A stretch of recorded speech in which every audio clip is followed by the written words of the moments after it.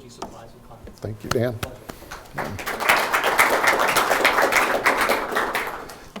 Thank you for the introduction and also for the hospitality while I'm here.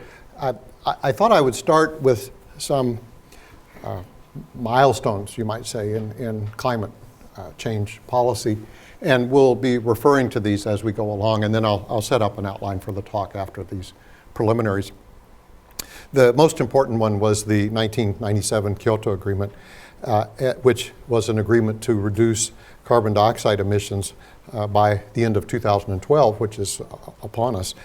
And it's an interesting agreement because there was a significant lack of support from the US and actually backsliding from Canada, so this is a North American issue in some ways.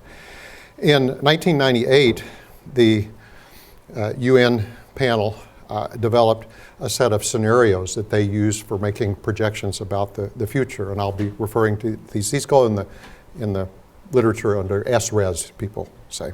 And there are 40 of these scenarios.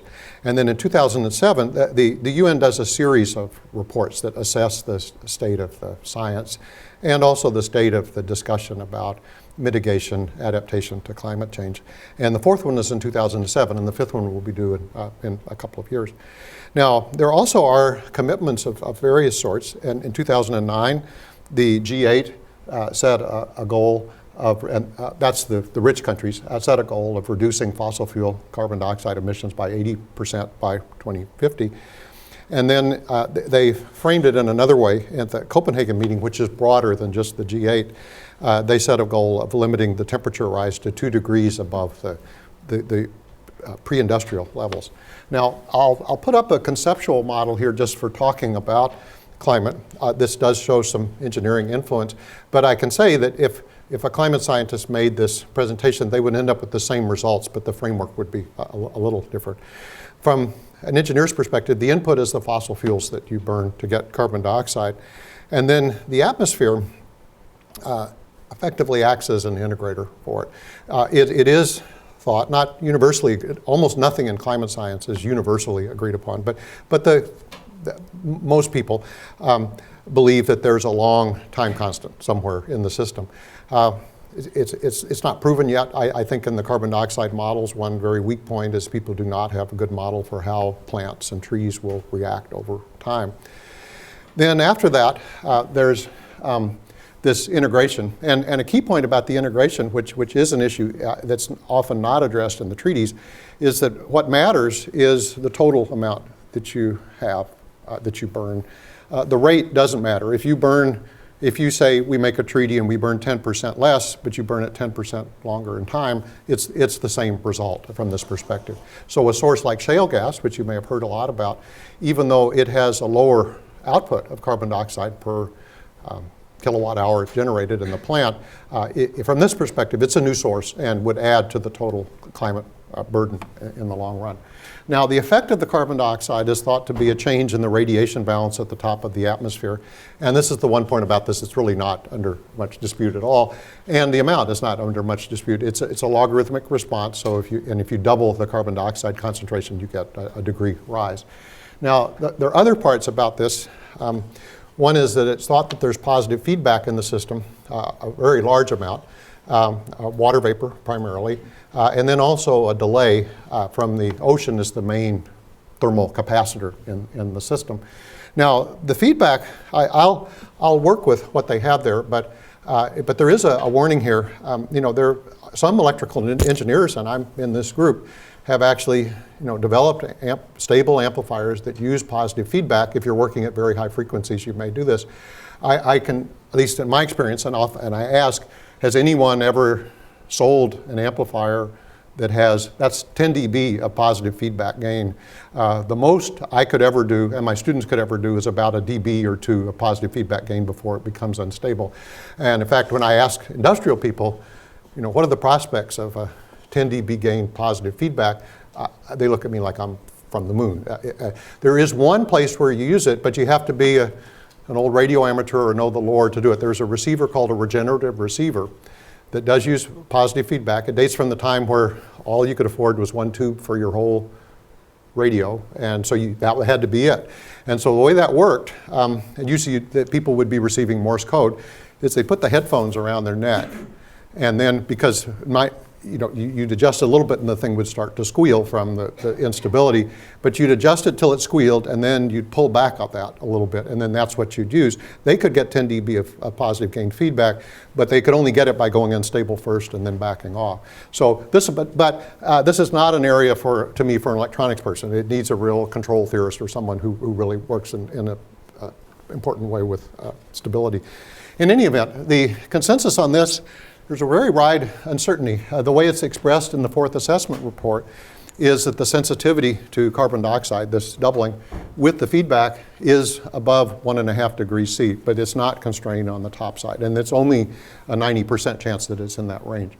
The other part that's extremely large variation by engineering standards is in terms of the production of fossil fuels. Between these scenarios, which sets their uncertainty, it's about 10 to 1 in the long run. And again, that's by engineering standards, that's extremely large uncertainty.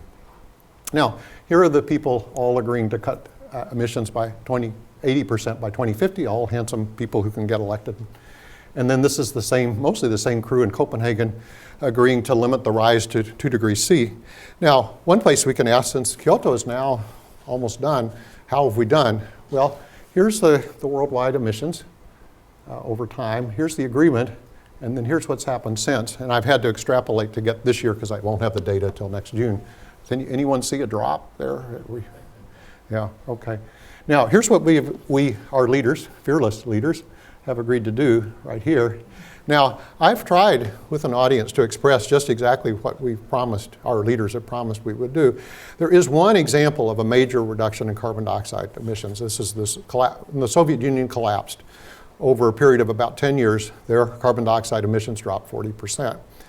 And that's about the right time frame. If you did this 4 times, one after another, for 40 years, you'd get to 80% reductions. It'd have to be the whole world, and it would have to be, in some sense, voluntarily. I mean, that we vote for people to do this.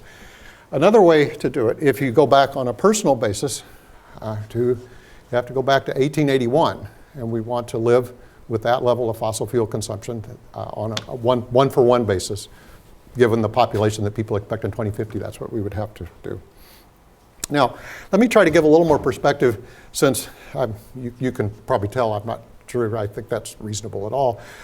Let's look at what we're doing as opposed to what our leaders have said we would do. This is the pattern. This is on a per capita basis worldwide. I've got four categories here. Really, alternatives is really 2 time series, one after another. And the pattern you see on a per capita basis is a rise, like you look at coal here, and then kind of a saturation, flattens out, and then something else will kind of, so it's a little bit like a horse race, but you don't continue to go up.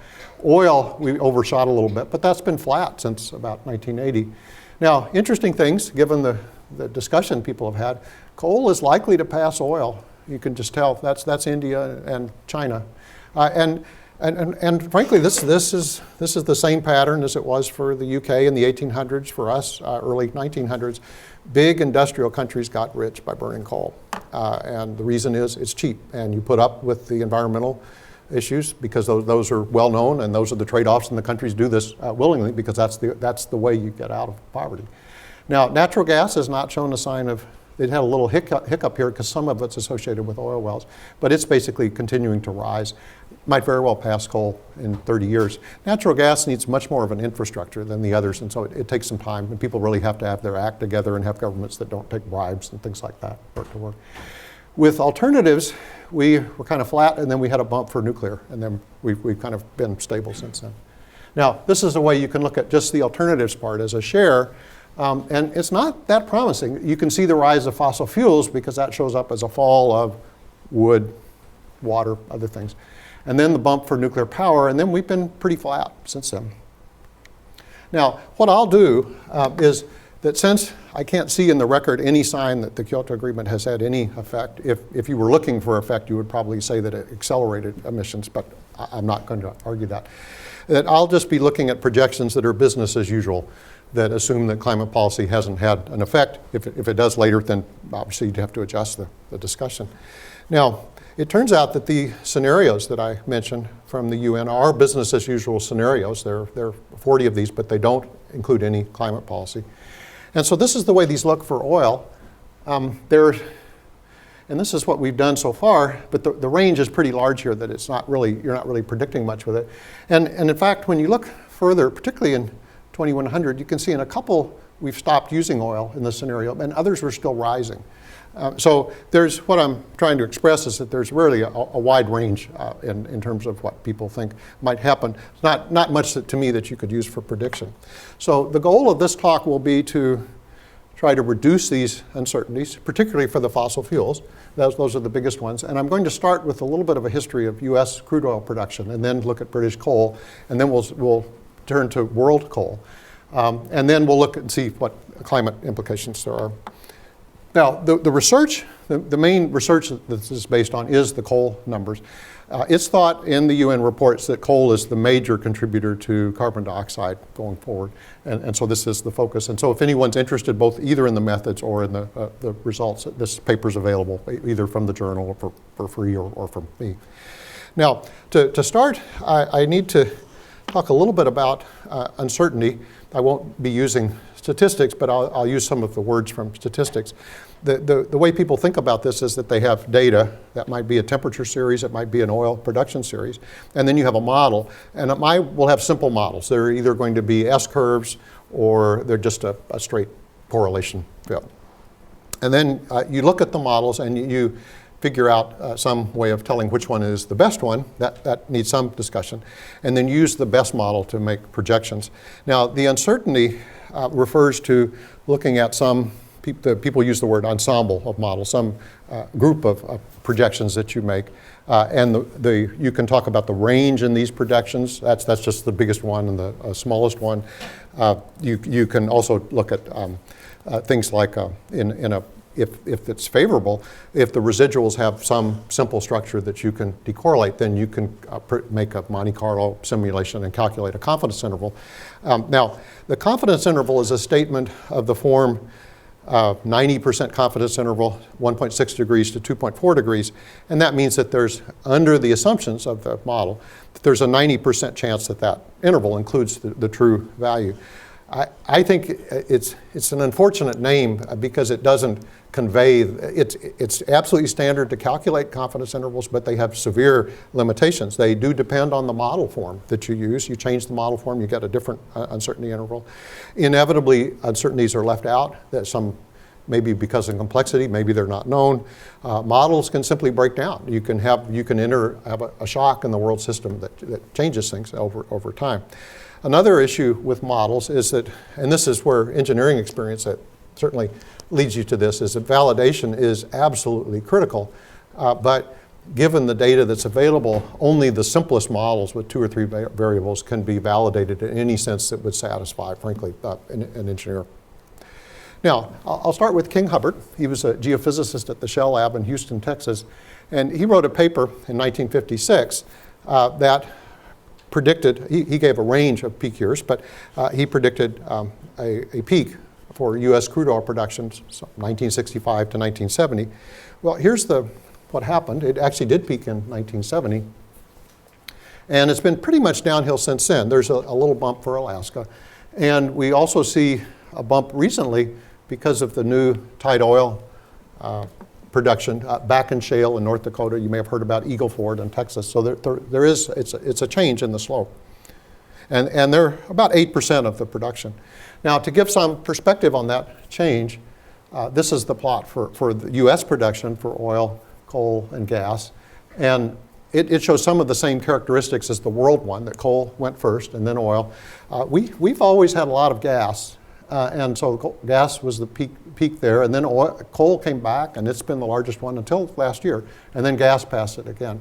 But with gas, the new technology has had a very large effect. You can see without this shale gas, you may have heard about the hydrofracturing and the horizontal drilling, and it's made a big difference. And gas is now, as you know, quite cheap and now a reasonable competitor for coal. Now, this is a different way to plot the same oil data that I showed you. It's a cumulative plot where you add up the production as you go along. And so we started off with a bell-shaped curve, but now it's an S-curve. And you can see it smoothed it out. And there's a gray curve here, which is a fit. This is a cumulative normal. You would have had it in statistics. It's an absolutely perfect fit. And it's a small number of parameters. And so what you can do is you can use the top of this graph as an estimate for the long-term production. What's the total production going to be? And that's really the number that's most important for a climate impact. Now, I'll just have one page on the mathematical methods. If people are interested, the paper will have all the details and the worries and different parts of it.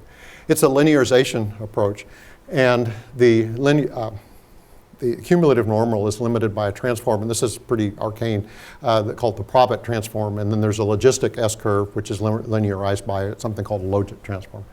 And then the number that I try to make as big as possible to optimize, to estimate the total production, is called R squared. You probably ran into this in statistics. It's the correlation coefficient squared. Now, by comparison with most things, these are extremely large coefficients, with 4 nines, so this is really close to linear.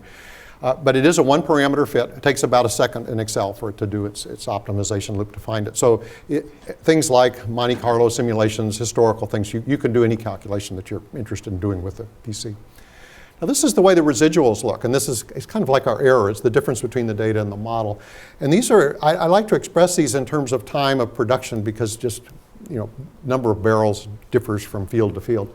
And this is really a pretty good model. The biggest residual from more than 100 years is only 10 months, and we're 7 months now, and we are picking up. We may see something equivalent to the East Texas field, that spikes up, but we don't know at this stage. Now, another way you can look at this problem is to try to understand how stable have these estimates for the long-term production been over time. And to do that, and this is a standard way to look at things in statistics, is you work on smaller sets of your data. I remove data from the recent data and then run the same projection to see how much oil we thought we had. It's an experiment we could have done in 1960 with the data that was available then. And you see something characteristic. It's been very stable until you get back to, 1940 or so, and then things go haywire. So it's not usable as an estimate, but in that time, since 1940, it's been rock solid. An interesting thing here, there's some circles. It turns out lots of people have been interested in this problem of how do you estimate the long-term total production of crude oil in the United States. So each of those circles is someone's projection. You can tell that there was a paper that summarized them, and that stopped in the early 70s, so that's when the series stopped. Now you can see two sizes of circles, big circles, small circles. The big circles come from people who work for the government, and the small circles come from people who work for private companies. And the interesting thing is the small circles are spot on our numbers, even though they were done quite a while ago. They're in the range. We're in this range now with our projections, and their median is 230. It falls right in the range. They're absolutely spot on. With the government ones, they're very consistently, maybe not quite twice as high, but almost twice as high. And the recent one still is in that range. So there's something different going on between the government estimates and the private ones. And you may have run into Ken DeFaze is a retired geology professor from Princeton. And he's commented on this, that he thinks there is a bias that's built into government estimates, and this is relevant for the coal discussion, that his comment is that inevitably when you make a calculation like this, if it's based on geological data, then you need to make some choices about criteria you use. And he says it's just like the sun coming up in the east, that the tendency is to choose the ones that get the big number. No one ever got fired in a government bureaucracy for saying they had more oil than the truth. So DeFaze didn't call this, but I'll call this DeFaze's law, and we'll actually test this in kind of crude way in other situations. Now that's U.S. oil. Let's shift to British coal. British coal really corresponds to American. It's not easy to overstate how much American oil production dominated fossil fuel production up to about 1950. We were half of the world's production. The interesting thing is, this is sometimes forgotten unless you're English, is that the same thing happened with the British in the 1800s, that they completely dominated coal production. And not just that, but they dominated exports, they dominated military affairs. And they've produced a massive amount of coal. It's equivalent to about 5 feet of coal in the coal fields in the UK. It's a lot. And they had the same kind of discussion we've had about peak oil, but it was back in the 1860s. It's a man named Stanley Jevons. He wrote a book in 1865 called The Coal Question, which got a great deal of discussion then and provoked a royal commission to look at what he said. People had done and the question he was after is, how long will British coal last? People perceived that this was really the foundation of the UK's success in the world. And people had done a static calculation where they take the reserves, divide by the current production, and you get a number. And that turns out to be about 800 years. Sounds like a long time. But the calculation Jevons did was to take the historical growth rate, which was about 3.5% per year, and then propose that it would continue, and that absolutely shreds this calculation. So this is a plot from his group, from his book, and it collapses in the 20th century. So that was his proposal. Now, this is what happened. This is British coal production, and you can see it followed this curve until 1913, and then it's been really pretty much downhill since then. You get some other clues about it. You can look at, there were very large exports, until the 20s, and then now recently imports have dominated the current production. Now, we can do the same kind of mathematics that we did for US oil. This is actually done with the logistic function, which has a slightly different kurtosis. It's a little better for coal. And so here's the fit, the current one. But then here are the projections historically, if we roll the series back and throw away our current data. And the interesting thing is that this way of fitting predicts from about 1900. It's within a narrow range, just 10% or so. Since then, it does appear that this range will be right. You can look at the current British mines. There are 5 left from about 3,000. And you can look at the resources each one's have, and we're probably going to end up in this range. There doesn't appear to be any miracle on hand that will change this picture. Now, it's interesting then to compare what they thought they had 100, 150 years ago with what's actually happened. Now, this is the evolution of the projections that I talked about that are just done by curve fitting, and frankly, someone could have done the curve fit in 1900 too. Would have been a little slower, but they could have done it. And then these are the reserves, and the interesting thing is that because of Jevons' book, they did a careful study. It's several volumes, and you can still get it in used markets, a Royal Commission on Coal Supplies, that reported in 1871, this is what they got, and then it set the standard for the following reserve numbers, which is these circles. Now, there's a couple of things that are interesting that are also absolutely characteristic that you see in other fields, is that these reserve numbers won't really budge much until there's some kind of collapse. And then you can see this collapse happened in the 60s. Now, what happens is that when people talk about reserves in mining, it has a pretty specific meaning. It refers to material that they found, they've measured, and also that someone's figured out that you could actually make money mining it. There's plenty of fixed carbon in the world down there that is not attractive for various reasons. And so at some point in, geological agency, someplace, someone decides all of a sudden that there are no prospects for mines in the entire country. So all of a sudden your accounting basis, countries typically maintain 2 sets of books, and we do the same thing in this country. We have reserves, whole country, but we also have reserves that the people that are operating mines report to us. And the DOE carries these just like the British do, but at some point in the cycle of production, you shift to the reserves just at the producing mines, and that's a much smaller number. It's an accurate one, but it is much smaller. Now, they've only produced less than 20% of what they thought they had. The studies were very careful in the 1860s. We had nothing equivalent to this till 1950 or 1960 in this country. And so the question is, what went wrong? And the answer, it gets back to DeFay's, is that they chose criteria that were too optimistic. They included 1-foot seams down to a depth of 4,000 feet. And this is, people can't get that coal. They don't do it, they didn't do it then, they don't do it now, but it makes a big difference in terms of how much coal you think you have. Now, I won't go through the other regions, but I'll summarize. There are 4 regions that are mature, like the UK, and where you see the same kind of characteristic, that if you use a curve fit to estimate what the total production will be, you do pretty well, not as good as for the British. The average is kind of in this plus or minus 20%. So it's not something that's going to give you 1% or 5% accuracy, but it's not 2 to 1 either. It's so far they've all been on. And then you can look at the reserves they thought they had, and this is what they actually produced. The closest we've come is eastern Pennsylvania, which is anthracite fields. And they've got about 40% of what they thought they had. But the rest, the average is, it's about a 4 times overestimate. And it raises the question, when you go look at things now, are we also overestimating what we might produce? This is western US coal production. This is one of the interesting ones to me because it has an almost complete early cycle. Which was based on Colorado coal production for steel mills in Pueblo, and also some for locomotives. But that died down. But then in 1970, Clean Air Act, and that shifted utilities to burning coal with low sulfur. And the West has low sulfur coal. And there was a part that was essentially as important with the transportation system, is that during the Carter administration, the railroads were deregulated. And Burlington Northern bet the whole company on railroads to Wyoming, and they clearly won their bet. And this is the production since then, so it just went right through the roof. Now you can fit a model here. These are very close numbers and fits. The biggest residual, this kind of production schedule error, is about 2 months. I would have thought that just have some railroad troubles would be enough to get you off by 6 months or so, but it's absolutely like a scheduled thing. Now, I've skipped other regions. They are addressed in the paper, and there's an online spreadsheet where if anyone's interested in the details. But I'll give the bottom line for world production. Well, there's several things on this, and we'll, I'm sorry, this is still US.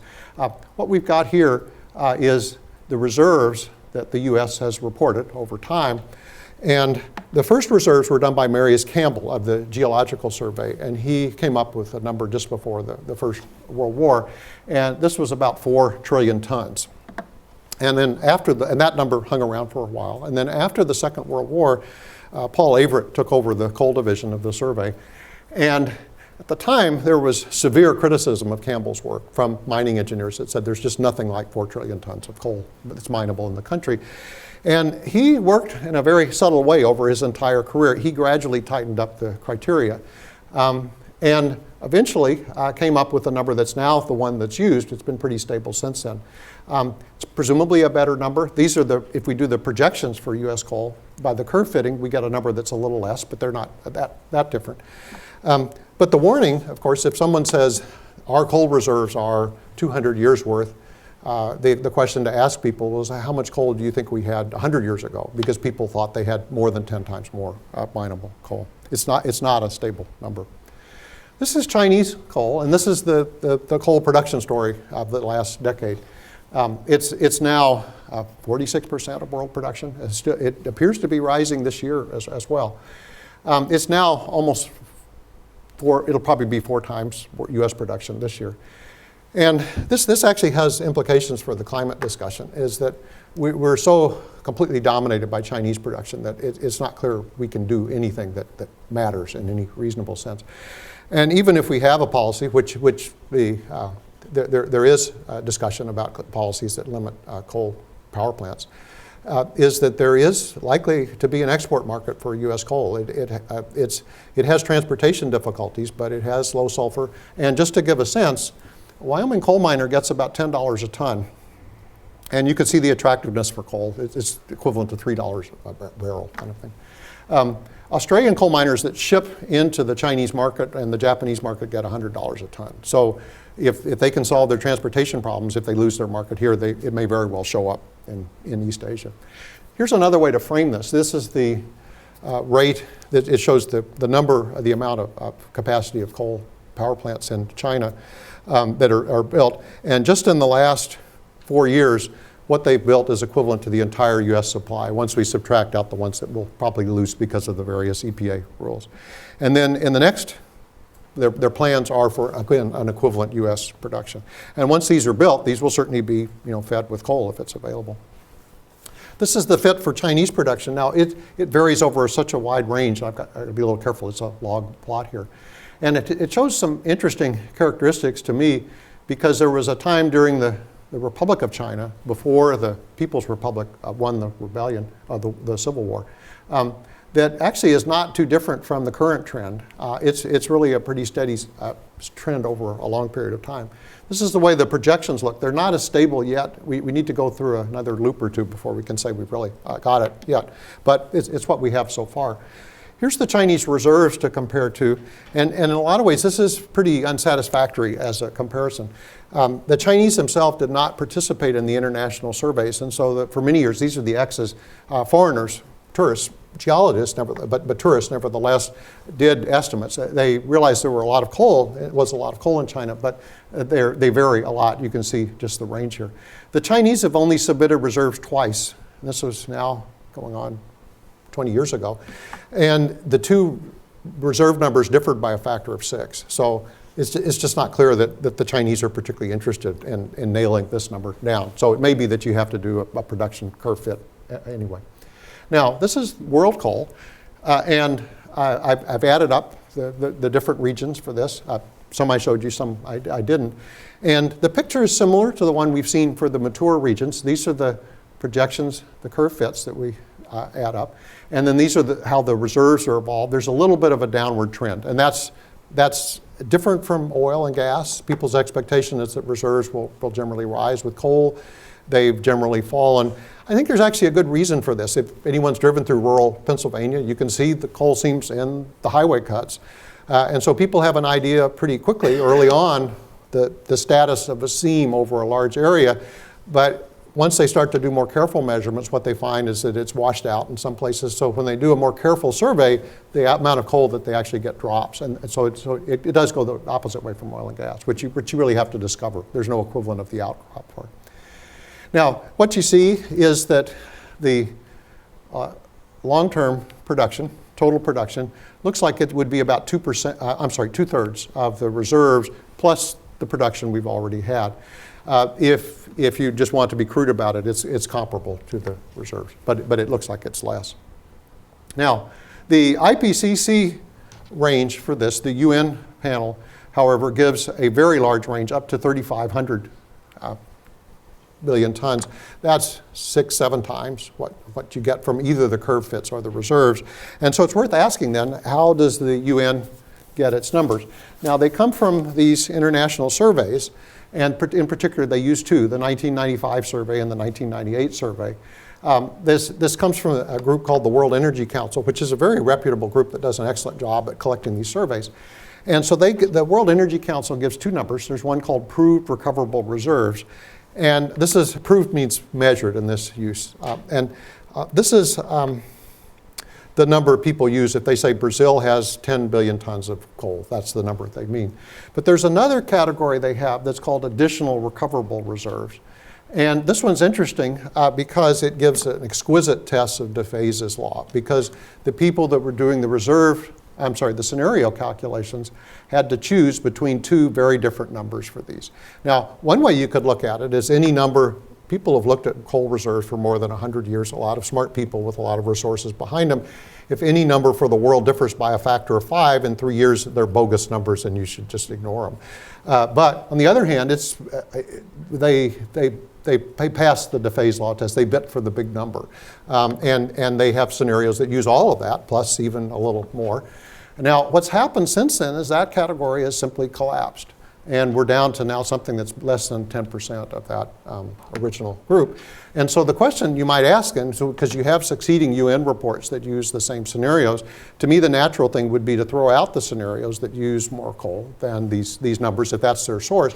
But that isn't what they did. What they did was note the current results here, and then add a line that says an additional possible resource of, it's equivalent to about 5 trillion tons, and with no reference. So it's simply just a number that's thrown in, no reference. And the other thing, it's a warning. It's a funny thing. The numbers, when you talk about significant digits, all reserve numbers have lots of digits because you're adding up big numbers like the US with some uncertainty with little numbers like Slovenia.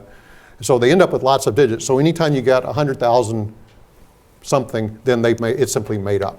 And there's no reference. So that's where we are at that stage. It's not pretty, but that's the way they've dealt with it. Now, I'll shift to oil and gas production because then we can add in all of the fossil fuel carbon. This one has an interesting pattern because we really were on a different path until the 1979 Iranian Revolution, and then we went on a slower trend. And when you linearize it, it makes a kink in the linearization, but you can still do the same kind of optimization as a kind of joint fit for it, and you get a number. And this gives, from the point of view of the statistic, gives a nice fit. Now here's the way this looks. We have the projections, which are the solid line over time, and then we have the reserves, those are the circles. And in this case, there's no difference between the reserves and the projections. So you could use either one, you'll get the same answer. There's one problem that's not satisfying. Again, I'd rather be giving this talk in 10 years because with this kind of estimation, you'd love to have something that goes up and down, so you could get some range for it. So what I've done in this case is a Monte Carlo calculation to try to get something at the top one, and that's that shaded thing that probably you can see in the background. It's a 90% confidence interval. Now, you can then convert this to carbon dioxide, and it's plotted here in a cumulative form. That's this lower line that's called projection here. And then the gray lines are these 40 scenarios that the UN uses. The interesting thing about the projection is that it's less than all of these 40 scenarios. So again, it may be DePhase's law working up again. Now, for the next assessment report, the way these things are done is changed, and they only have one scenario, which is business as usual. I think the UN doesn't find it conceivable that climate change policy won't change this carbon dioxide level. And so far, it's been offered without any connection to geological reserves. You can't even get a breakdown, say, past 2100 for this. It's only total. And to be fair, not to be fair, but to what they've done is simply take a number that makes the climate models jump and then work backward to find some scenario in the literature to work from it. So it's not building forward the way this analysis was, but it's actually working backward. Now there's some dash lines here. If the people are familiar with this literature, they're called RCPs. These are climate change intervention scenarios, and it falls between those two. It's for people that are interested. I'll try to give another reference for people that don't follow this. Now, you can then plug these into carbon dioxide models. There's 4 or 5 of these that are used. One issue that comes up, which has parallels in engineering, but it has a different form, is that a lot of times the models details are not available. I'd used one by Tom Wigley, who's well known in the climate field, for a while, and I'd had correspondence with him, but then I wanted to run Monte Carlo simulations, so I asked if I could have the code so I could run it, and the answer is, well, no, he doesn't give out code. And so then I kind of back off and say, look, I don't want to use a program where I can't see what's going on in the program, even if other people think it's fine. It's just not the way I do business. So I use one called the Schmitz model, which is done by a chemical engineer, and it was done for teaching. They do give, I tested all, they do give similar results. So it's not something that matters in the context of a conclusion, but at least these are public, the model's public, and you can work with the details. And so what you see is a peak around 2070, so it's 60 years from now, more or less. It's about 460, so if people want to make a comparison to something else, 460 parts per million. Now the time is significant here. One thing that does come out of these production models is you get a total amount, but you also get a time frame. I like to do, engineers have a pulse rise, so I like to do 10 to 90%. This is pretty close to the 90% year for fossil fuels. And so, again, it's an indication that what matters is the total amount that's burned. It's not the amount in any particular year that does it. Now, I plotted this because the impact is thought to be logarithmic. I plotted it on a log scale, and what you can see is we're actually, in terms of the forcing, that's the input strength, we're already about 2/3 of the way to the top. And that already, again, gives you some hints that you might think about in terms of trigger points and other things in the climate. Now, we're back to the model I started with here. And so what I'll do, we've gone through the fossil fuel supply and the atmospheric carbon dioxide level. And then for the rest of this, I'll use a correlation model. Now, this definitely simplifies some things. Their correlation models are often used in climate, and then they're often criticized by the people that don't like the results of the correlation model. So we're kind of stuck with that. But again, the issues, at least partly for me, is that the models, the details of them, often the details have, the models that are physical models that are used have a lot of details that I don't think are validated and are not public in any event. A correlation model is one where everything you can see is available. There's one quote here. George Bach, some of you may know, is a statistician. He actually, his first job was here at NC State when he was visiting professor. Now, one question then is, how good is the correlation between temperature and carbon dioxide? And this is something you may have seen, if anyone's seen Al Gore's movie, Inconvenient Truth. There's a similar plot in it. And the answer is it's a pretty good correlation, but the blue is carbon dioxide. There's one issue which has bothered people, is that generally the temperature changes come before the carbon dioxide changes. And it doesn't matter whether you're an engineer or a physicist or a lawyer, causes precede effects. And so it is a challenge there. There's some discussion. You can see it easily going down when you go into a glaciation. Coming up, you have to have a much finer resolution. And there's a lot of discussion. But there's another way you can look at this. I've plotted that same graph. That's the blue points. And you can see, yes, there's a correlation, but there's a pretty large spread. But if you look at the current data, 1850, where we have a thermometer record, it's a much tighter one. It actually has the same R squared value. So there's really different physics. It's a different slope, different spread. But it's as these things go, it's a pretty good correlation. And you can calculate a sensitivity. It turns out to be 1.7 degrees.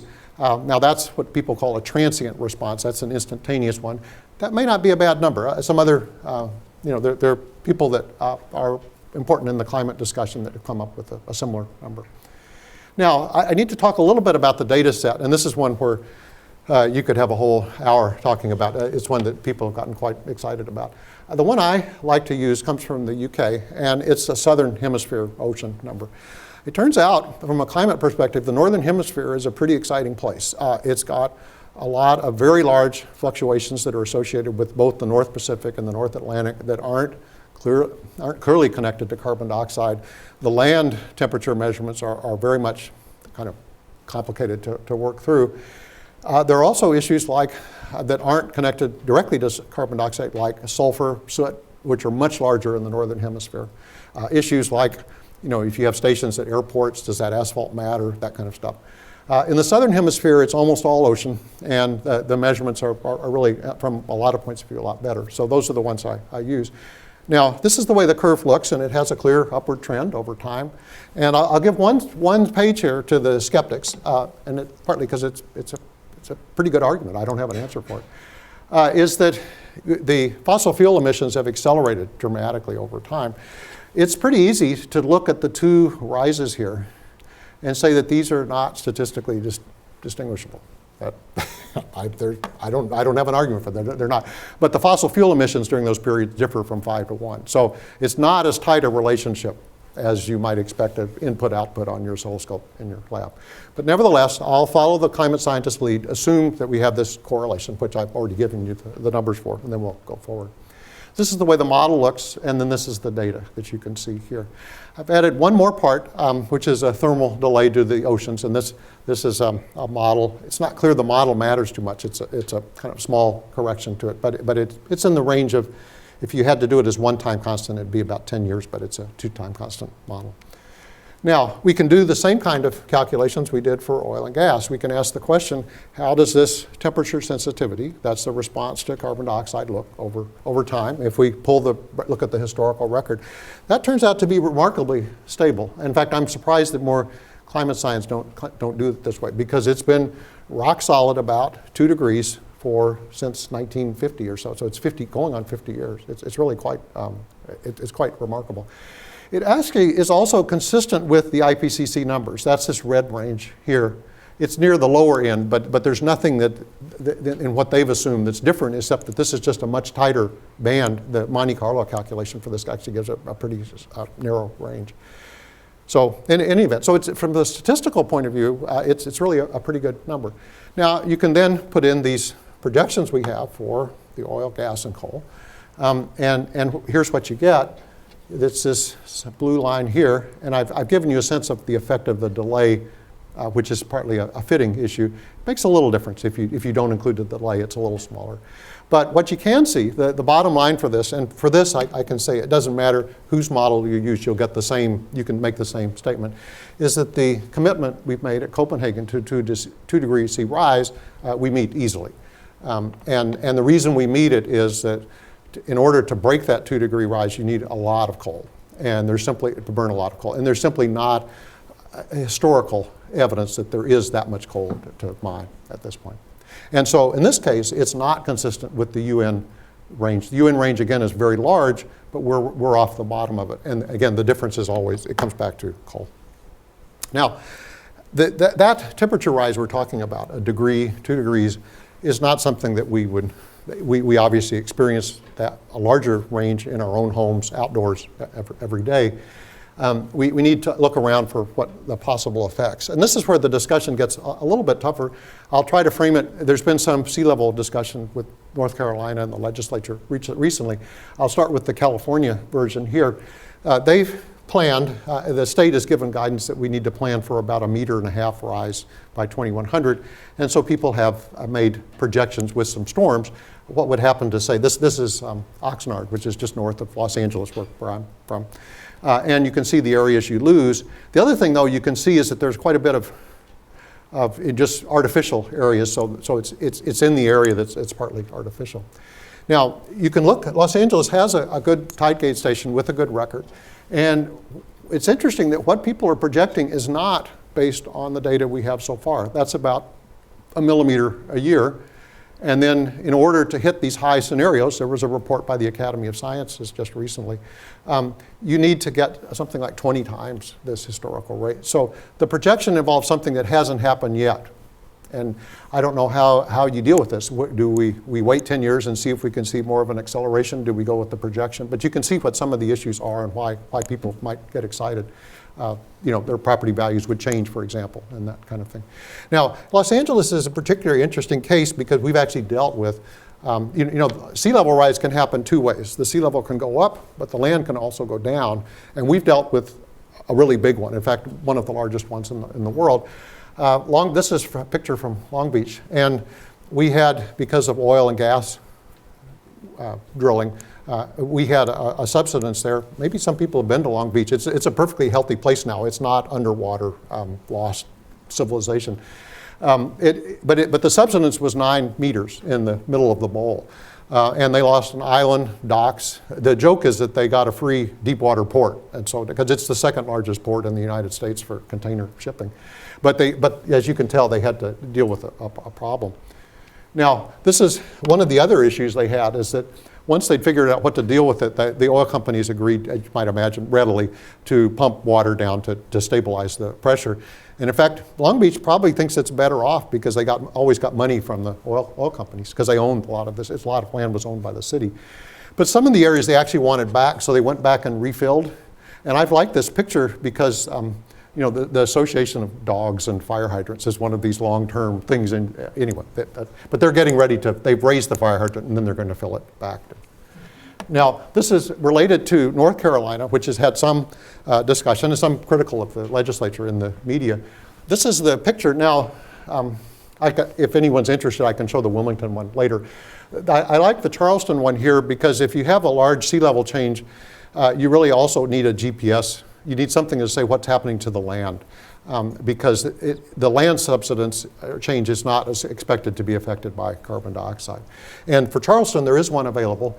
And the interesting thing about the Charleston trend is that one's actually dropped a bit. It's, you're in the range where it's not quite significant. You can look at these. These are 90% confidence intervals. So but it is a drop, and so it's not something that's accelerating. So again, if people are asked for planning purposes to go on a meter rise, the historical evidence hasn't shown this yet. What we're seeing is 2.7 millimeters a year, but that's not an increase. If anything, it's a decrease. The other thing, the GPS correction is available here. That's about 1.3 meters. And so if you subtract the component, which is just the water, 1.4, so it's 1 millimeter. It's like the Los Angeles one, just a little bigger. But you do need a large acceleration to get to 1 meter by 2100. Now, again, to kind of turn things in a different direction from the sea level, the one much closer, which really does hurt is, in fact, to me, this is maybe the most amazing plot I think I could show today. This is based on UN. The UN keeps a fabulous database on agriculture yields, and they go back to 1961. This is the yield for cereals, which includes the big ones, corn, rice, wheat, and then lots of others, barley, rye, oats, and they go on. There are about 20 of them. This is the yield. This is tons per kilometer squared worldwide. And you see this linear plot. It's an amazing plot. It hasn't shown a sign of saturating yet. It obviously will have to saturate at some point. I don't know where. And then the land area, which is almost flat. But this linear rise, it really has dominated, and it means people really are fed better than they were 50 years ago. There's a little part you can take out, and in fact, where the food supply goes is really quite complex because a lot of things, there's some choices, like corn, you can use it for eating, but you may feed animals, you may make ethanol with it. I've subtracted out the ethanol production just to give a sense of how big that is on the world scale, which is not very significant yet. It's significant in the US, but not at the world level. Now, here's another way to present the data. This is, again, from the UN. They will calculate, this is to try to take into account the effect of corn disappearing into ethanol production. So this is just the food supply that they've got. And the person here, this is calories per day per person, increased since 1961, and also just for meat that you include. And these are really spectacular. If you look at, particularly Asia is remarkable, that per person increase 50%. Meat, it's tripled more or less, but even Africa's up 30% per person.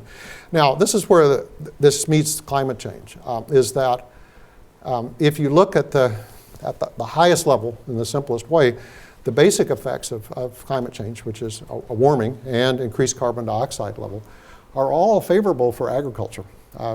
Carbon dioxide fertilization is used on a large commercial scale in greenhouses, longer growing season on average, increase in rain on average. And if you look at the UN report, they estimate that depending on the cereal crop, between you get 10 and 20% increase in food production per person. That may already have happened in the last 50 years because we've had rapidly rising carbon dioxide concentrations. And so there is a question, and it's not in the public discussion, it's not really balanced in some way, is how do you trade off ice melting someplace versus whether you get to eat, and it may matter whether you think it's you that gets to eat or someone else. But it is part of, I think, the long-term discussion we would need to have. Now, here's to summarize, and I'll have one slide for oil, gas, and coal, and then one slide for climate. U.S. crude oil production has followed perfectly a normal curve for 100 years. And the U.S., the government assessment for this is not consistent with this curve. It's not to say it's wrong, and we do have to stay tuned on shale oil, but so far it hasn't shown that sign. At the world level, however, the projections are entirely consistent with reserves. You could either use the reserves, you could use the curve fitting. With coal, the projections that people can make with reserves, they can be available pretty early. People can identify coal seams early on before there's any production. But the disadvantage is they've tended to be high, and it does appear still that the reserves are somewhat high. Depending on how precise an estimate you want, you could say that they're close enough that it doesn't matter. In terms of thinking about alternatives, the projections indicate that we would exhaust about we would be 90% of the way there in fossil fuel production about 60 years from now. And one question that comes up is, well, do we need to do anything about this? And this is where I think reasonable people, different countries may differ. And if you're Swiss plan literally 50, 100 years ahead. This is part of their thinking, their way of life. So it really comes down to whether you think 60 years is a long time or not. I remember having a Chinese student ask a question once, so I asked her in the group, is 60 years a long time? And the answer is not in a Chinese perspective. But then, if you're American, is 60 years a long time? Well, you try to find some other part of our planning that we do 60 years ahead. Anyway, now for climate, I think it's a fair statement that you can't see in the world, at the world level, you can't see the results of any climate policy so far. One other factor that will surely affect our discussion is that Chinese coal production completely dominates U.S. coal production. And the only effect probably that you could measure of a coal policy on climate would be if by reducing our coal production we persuaded China to reduce theirs, then we could leverage it some way. My guess is it would go the other way. If we reduce it, then the coal mining companies probably, they owe this to their stockholders, will look for export markets for their coal, and they may very well be able to find it. We are a low-cost producer. Now, it does look, if we look at the carbon dioxide forcing level, it looks like we're 2/3 of the way to the top. So we're not near the bottom. We're actually close to the top in terms of the impact. Now, there are delays, so we're not 2/3 of the way there for impact, but we are in terms of our input. And then, pardon me, back. And it does appear with these, if we look at the historical projections, that we would meet this 2 degree C limit that our leaders have established for us without any policy whatsoever. Thank you.